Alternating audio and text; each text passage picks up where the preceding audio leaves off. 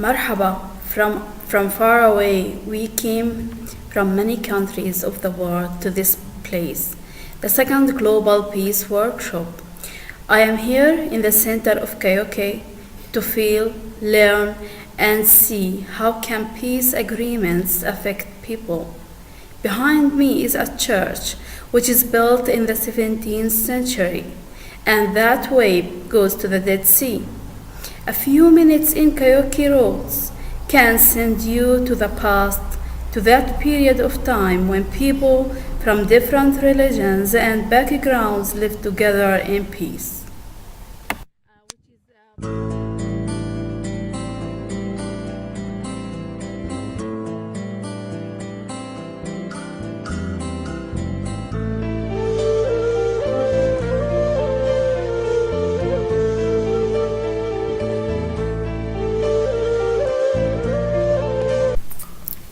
It was built on the site of the ancient city of Karamelisus in the 18th century. It experienced a renewal after nearby Fatih, known as Makari, was devastated by the earthquake in 1856.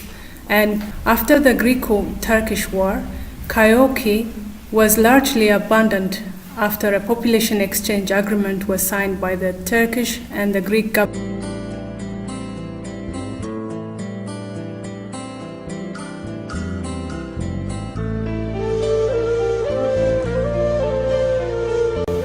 Can you see the new established buildings?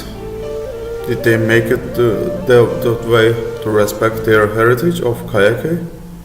As you can see, what was the result of the peace agreement in here? The first side is positive. We kept their heritage. We learned from that peace agreement many lessons which could be used by the coming generations. The negative side is people forced to leave their nice houses, their memories, their work, their life, their neighborhoods, and most importantly, their future. As Roman political theorist Cicero said, the worst peace is always better than the best war.